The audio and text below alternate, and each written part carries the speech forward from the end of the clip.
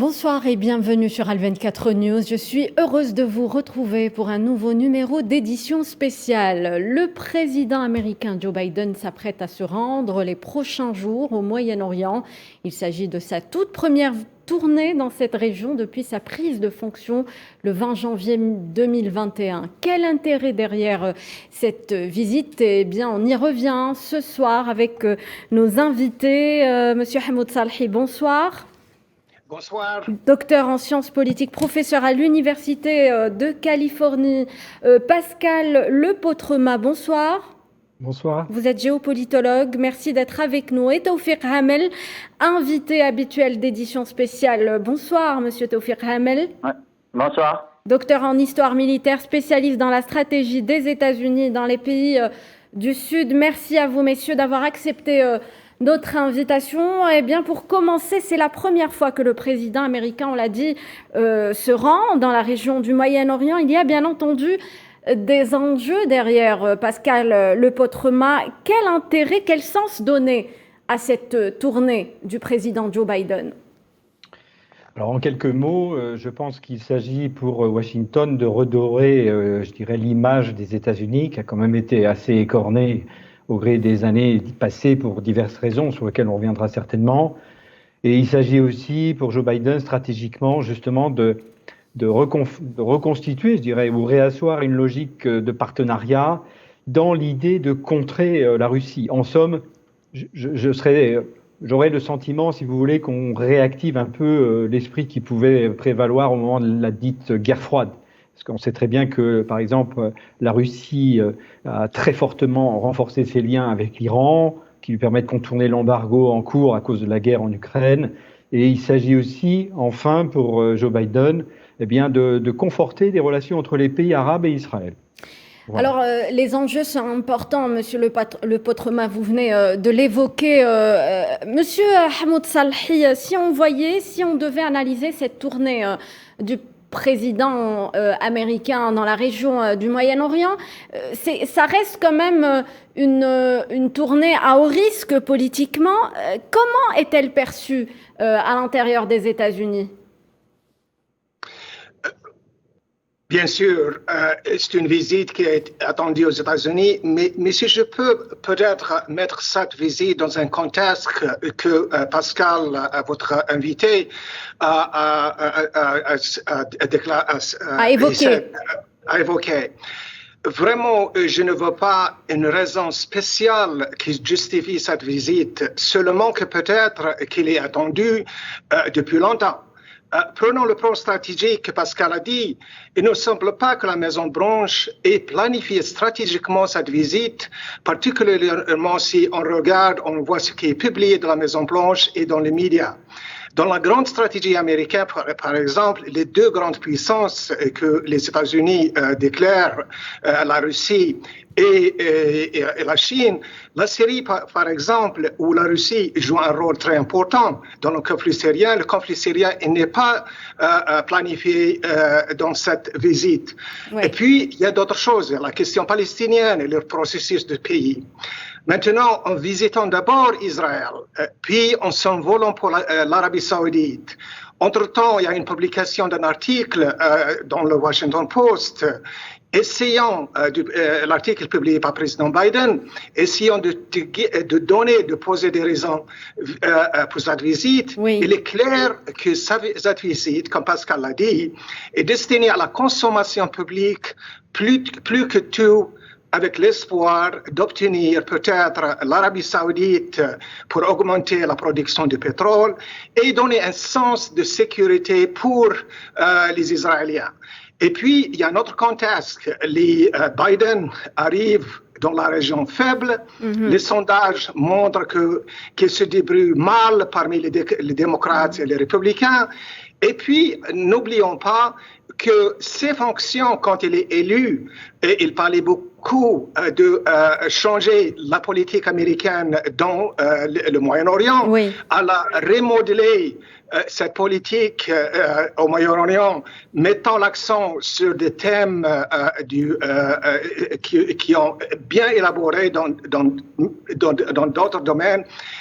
Il reste que Biden's policy aujourd'hui est le même et que Mr. Biden, que Trump, que Trump.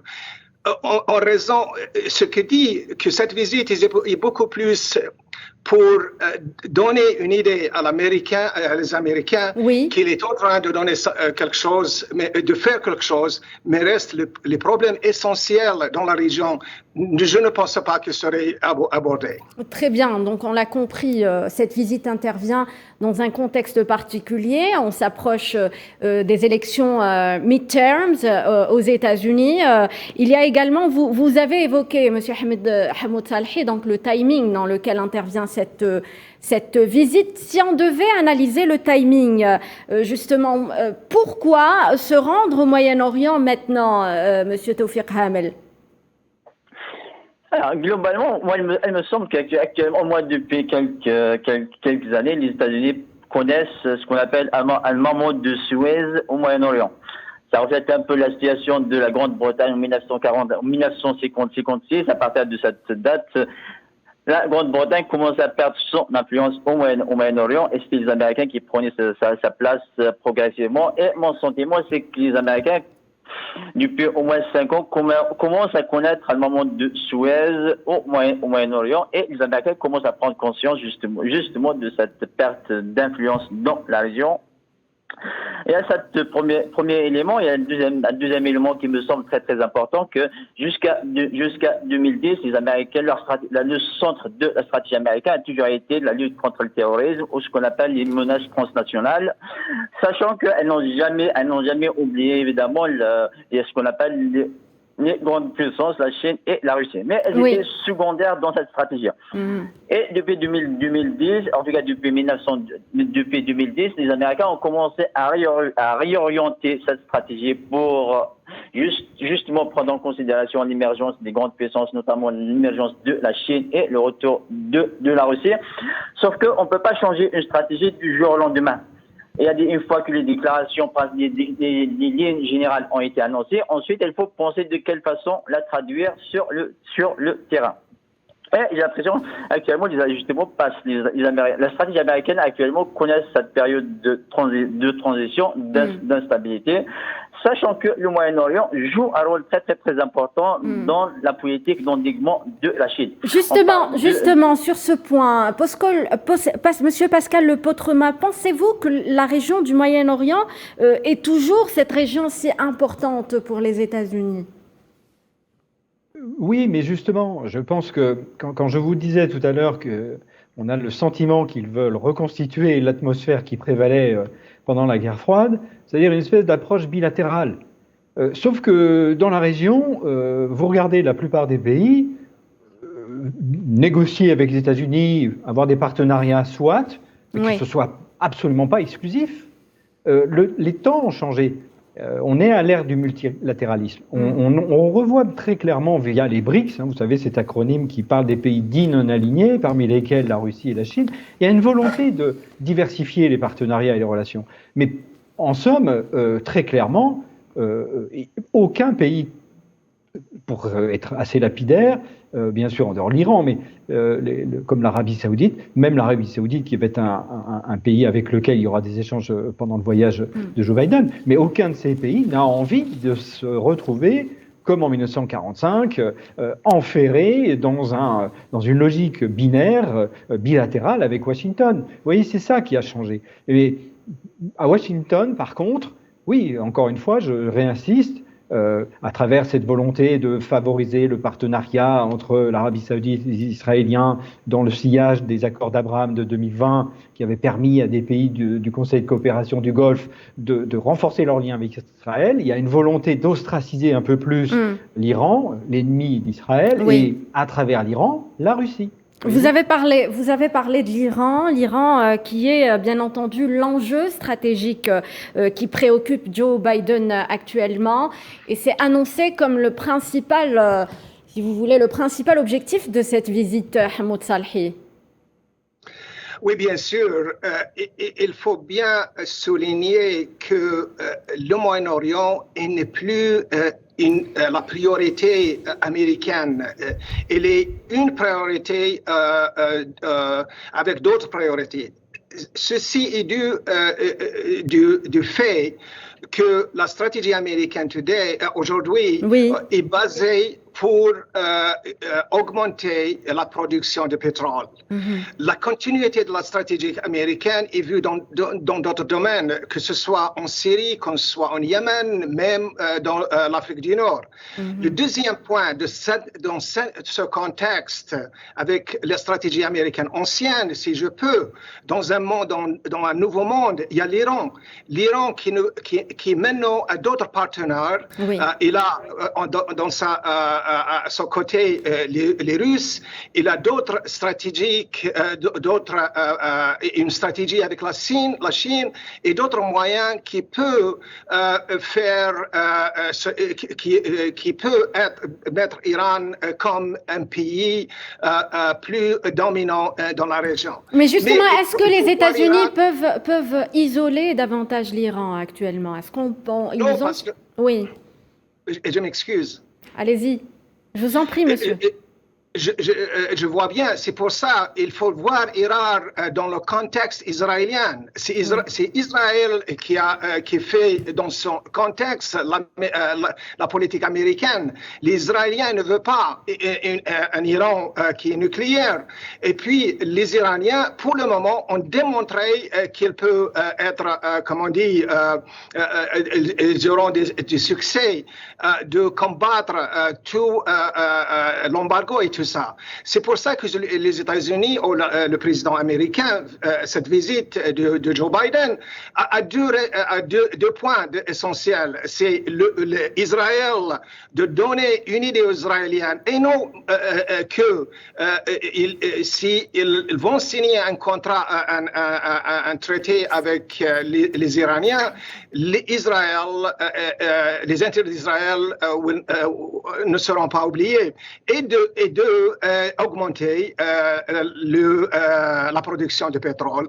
Et ce que veut dire qu'on voit une politique définie par des intérêts américains dans le contexte d'une stratégie ancienne et non pas dans les réalités du monde arabe, du Moyen-Orient ou de ce qui se passe des régions. On parle aujourd'hui dans le Moyen-Orient au sujet du le processus du paix. Le processus du paix n'est pas... président Biden l'a laissé de côté. On parle du conflit syrien, du Yémen. Tous ces sujets sont très, très importants, particulièrement dans le cas du conflit ukrainien. Mais le président veut parler d'Israël, Iran et l'augmentation du pétrole au marché. Merci, Monsieur Tawfiq Hamel. Monsieur Tawfiq Hamel, sur ce point justement, les moyens ont-ils les moyens d'isoler l'Iran actuellement? Personnellement, je crois pas que les Américains peuvent vraiment isoler les Iraniens. Toute leur stratégie depuis au moins 3 décennies, depuis la révolution de 1979, les Américains ont toujours essayé d'isoler les Iraniens. Cette stratégie a fonctionné pendant un moment particulier, mais au moins depuis la chute de Saddam Hussein, les Américains ont perdu tous les moyens importants pour vraiment isoler les Iraniens. Et actuellement, si on prend le cas de l'Irak actuellement, le véritable pays qui a plus d'influence en Irak, sont les Iraniens. Et l'influence des Iraniens, même la projection de puissance des Iraniens, actuellement, s'étend jusqu'au Yémen, jusqu'au Liban, jusqu'à la Syrie. Et je ne vois pas dans quelle mesure les Américains puissent vraiment isoler les Iraniens. Certes, on peut créer des problèmes pour les Iraniens. D'ailleurs, l'économie iranienne a beaucoup été paralysée par des sanctions américaines. Mais cela n'empêche pas que la puissance de nuisance des Iraniens reste très, très, très importante dans la région, même dans le cas d'Israël. Israël, souvent, qui évoque la question d'intervenir militairement en Iran. La réalité, c'est qu'Israël n'a pas les moyens d'engager une guerre conventionnelle avec les Iraniens. Sur le fond, la seule option qui reste pour les Américains pour stopper les Iraniens, c'est l'option militaire. Sauf que même pour l'option militaire, le coût sera très, très, très important. Très important. Monsieur Tawfiq Hamel, Monsieur Pascal Lepotremat, sur ce point également, sur l'influence de l'Iran dans la région et la stratégie des États-Unis donc vis-à-vis des Iraniens actuellement. Je partage totalement ce qui vient d'être dit par Tawfiq Hamel. C'est clair que l'Iran, d'abord, ne se laissera pas faire. C'est un pays qui a des services de renseignement, de contre-espionnage extrêmement efficaces, qui sont capables de rendre coup pour coup. Je vous rappelle que Qassem Soleimani, quand il a été assassiné en Irak, à Bagdad, ça a été très peu dit, mais d'après mes informations, les Pasdaran, enfin la division Al-Quds et le service action iranien a quand même supprimé toute la cellule de la CIA en Irak. Ça n'a pas fait du tout de bruit, mais croyez-moi qu'à Washington, comme d'ailleurs à Jérusalem, on sait très bien que s'en prendre à l'Iran, c'est pas un pays du tiers-monde et une puissance négligeable. Donc c'est un adversaire qu'il faut respecter. Et encore une fois, je suis de ceux qui se disent qu'au XXIe siècle, il serait quand même aussi intéressant de passer par la négociation, le dialogue, plutôt que d'être toujours dans la logique de la coercition et du coup pour coup, parce que de toute façon, personne n'est gagnant. Ça ne fait que durer depuis des décennies. Et vous voyez bien ce qui nous réunit aussi aujourd'hui, ce sont des sujets récurrents. On s'aperçoit que les régimes changent, les hommes changent, mais on a les mêmes stratégies conflictuelles et on n'avance à rien. Donc l'Iran ne se laissera pas faire. L'Iran a des liens très forts avec la Chine, on a des liens très forts avec la Russie. Alors comme disait, pardonnez-moi, je crois que c'est M. Hamel, votre premier intervenant, absolument, les États-Unis, pour eux, le Moyen-Orient n'est plus leur priorité numéro 1. Mais pourquoi ? Parce qu'aujourd'hui, la donne a changé. La Chine a ouvert des routes de la soie à travers l'Asie centrale, le Moyen-Orient. Il y a aussi la zone Indo-Pacifique qui focalise beaucoup de préoccupations géostratégiques américaines. Donc, ils sont obligés de faire des choix. Et il faut dire également, Monsieur Lepotremat, que le conflit ukrainien a complètement bouleversé la donne. On va y revenir au cours de cette émission. On va avancer pour justement évoquer le dossier du Proche-Orient, ce conflit israélo-palestinien qui persiste. Les Palestiniens qui attendent que les États-Unis réactivent le processus de paix. Est-ce qu'on peut s'y attendre ? Est-ce que les États-Unis ont encore un rôle à jouer dans ce dossier, Monsieur Hamoud Salhi ? C'est difficile d'éliminer le rôle américain dans le procès de paix entre Israéliens et Palestiniens parce que simplement le traité de Oslo donne une importance aux États-Unis et puis les négociations, tout ce point ont été donnés dans le contexte de Oslo. Le problème, c'est que les États-Unis, par des positions pro-israéliennes, ont perdu leur crédibilité dans ce processus.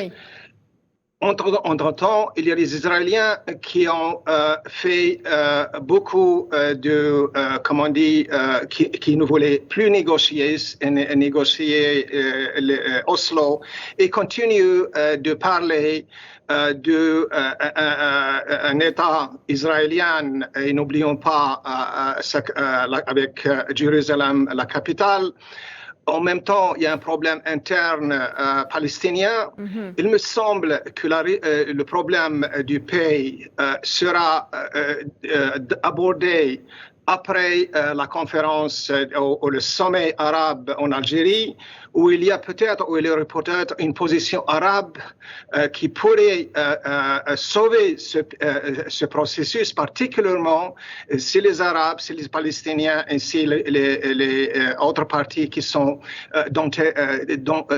les intérêts palestiniens, comme l'Algérie, Oui. prennent un rôle effectif, comme on dit, un rôle important dans ce processus. Les États-Unis continuent de jouer un rôle, mais un rôle qui est clairement aligné avec les Israéliens, le lobby israélien. Et puis, il y a les élections américaines qui seraient dans le mois de novembre prochain. Monsieur Tawfiq Hamel, sur ce point, le processus du Proche-Orient, est-ce que les Américains ont toujours un rôle à jouer, est-ce qu'ils s'intéressent toujours à ce conflit, à résoudre ce conflit surtout? Alors, globalement, la question palestinienne n'est pas une priorité pour les Américains en soi, mais le dossier s'impose de lui-même. En fait, globalement, pour que les Américains puissent justement redorer leur image,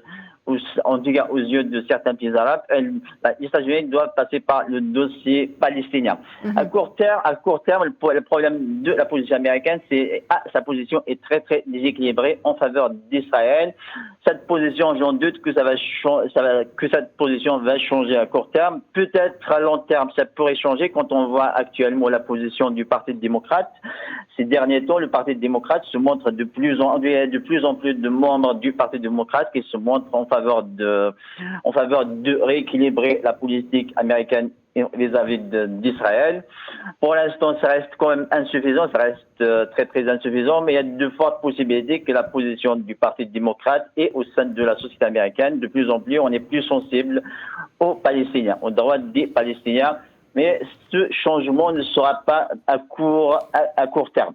Et globalement, moi j'essaie de voir la question palestinienne dans un contexte beaucoup plus global. La région du Moyen-Orient, en tout cas le rapport de force dans la région du Moyen-Orient a beaucoup changé au cours des dernières années. Le problème qui se pose pour les pays arabes en tout cas pour les pays arabes, la question la plus importante pour elles, c'est l'Iran. Alors, quand je parle des pays arabes, je parle davantage des pays du Golfe. Eux, leur problème, c'est la question iranienne. Et du coup, cette question devient de plus, en tout cas, moins importante pour eux. À partir de là, il y a de fortes possibilités que la question palestinienne soit un peu marginalisée dans les questions régionales. Alors, je vais justement poser la question à Monsieur Pascal Le Potremat. Pensez-vous, est-ce qu'on peut espérer un rééquilibrage de la politique américaine dans ce dossier du conflit israélo-palestinien? Premier élément de réponse, quand on sait qu'ils ont fermé leur consulat qui était dédié à la gestion des affaires palestiniennes, j'ai de forts doutes. Oui. Je pense qu'ils voient très clairement aujourd'hui que la politique d'Israël a vraiment basculé dans le tout sécuritaire. Oui, il est vrai qu'on n'est pas revenu sur les décisions prises par Donald Trump. Voilà, et il n'y a pas du tout une volonté de remettre en question le fait que l'ambassade américaine soit à Jérusalem. Donc, il y a des éléments qui sont actés, et de l'autre, on le voit très bien que dans l'entourage de Joe Biden, alors certes, Tawfiq Hamel, je le rejoins, il faut s'inscrire sur le moyen et long terme, mais à court terme, on voit que dans l'équipe qui va participer au voyage la semaine prochaine, on a quand même des figures de la politique sécuritaire américaine. Et donc, je crains fort qu'au niveau social et économique, eh bien, il n'y ait pas de déclaration rassurante quant au sort réservé aux Palestiniens aujourd'hui. Très bien. Donc, on va avancer. Donc, je l'ai dit en tout début d'émission. Donc, le conflit ukrainien a complètement bouleversé la donne dans la région. Les États-Unis qui souhaitent actuellement se rapprocher de l'Arabie saoudite et principalement Joe Biden qui avait, lors de sa campagne électorale, parlé d'un État paria. Comment expliquer ce rapprochement, Monsieur Hamoud Salhi? C'est très, très intéressant. Dans l'article que M. Biden écrit au Washington Post, il est clair, il veut relancer un autre chapitre avec les Saoudiens. Il est clair dans son article que l'Arabie Saoudite joue un rôle important et un partenaire des États-Unis. Mais en même temps, il y a d'autres problèmes. Le problème, par exemple, de la production de pétrole et d'autres problèmes aussi. Dans ce contexte, président Biden et la Maison-Blanche voient ses relations avec l'Arabie Saoudite dans deux contextes. Le premier contexte, c'est le pétrole. Et avec le pétrole, il faut ajouter que les États-Unis n'est plus dépendante du pétrole saoudien. Ils ont d'autres moyens. Ils sont, si ce n'est pas pour la crise ukrainienne, ils n'auront plus besoin du pétrole saoudien comme il l'aurait dans le passé. Le deuxième contexte qu'il faut ajouter, c'est la normalisation avec Israël. Ceci est l'intérêt principal, oui. Et l'intérêt principal des États-Unis est là que la paix, les négociations entre Israël jouent un rôle déterminant. Le problème dans cette normalisation est que, il n'a pas de soutien populaire. La région défie cette policy. Deuxièmement, il y a des pays comme l'Algérie qui ont un poids sérieux dans la région et que voient que la normalisation vient contre les intérêts palestiniens, contre les intérêts du pays dans la région. Et pour cela, la position algérienne et la position d'autres Arabes est très importante que les États-Unis tiennent en compte quand ils parlent. Dans ce but, alors, on voit les relations saoudiennes comme très délicates. Il y a aussi un public opinion américain qui continue de voir les Saoudiens comme responsables des événements de 9/11 et il ne veut pas que les États-Unis avoir des relations avec Saudi Arabia. D'autre côté, il y a le conflit ukrainien, les prix de la consommation, la crise, l'inflation et tout ça ont joué un rôle dans ces relations. Très bien. Pascal Lepotremat, sur ce point, justement, comment expliquer ce revers du président Biden en ce qui concerne l'Arabie Saoudite? C'est très... Moi, voyez-vous, il y a une phrase qui me reste à l'esprit. Le ressenti des Saoudiens quand ils font des affaires avec les Américains comparativement à ce qu'ils font avec les Russes. La phrase était la suivante: au moins avec les Russes, on a des hommes qui vous disent ce qu'ils vont faire et ils s'y tiennent. Pour le cas américain, à bien des égards, il y a eu tromperie, manipulation, duplicité. Et tout ça aussi est resté dans la mémoire des Saoudiens, qui, encore une fois, je réinsiste, je l'ai dit tout à l'heure, mais ne souhaitent absolument pas s'enfermer à nouveau dans une espèce de relation bilatérale en tournant le dos à d'autres pays, encore une fois, comme la Russie. Vous voyez ? Oui. Donc et puis, encore une fois, n'oublions pas non plus, parce que ça a été dit à l'instant, mais personnellement, je prends beaucoup de distance quant à l'idée souvent répétée ici ou là, comme quoi c'est la guerre en Ukraine qui provoque une hausse des tarifs sur les marchés boursiers.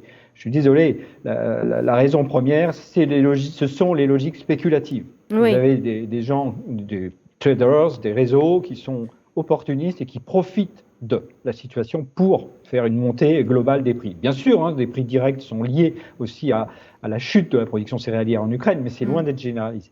Donc voilà, on aura l'occasion de poursuivre. Donc je l'espère. Merci, Monsieur Lepotremat. La dernière parole, donc le dernier mot revient à Monsieur Taoufik Hamel, toujours sur cette relation un peu, on va dire, houleuse entre l'Arabie Saoudite et les États-Unis.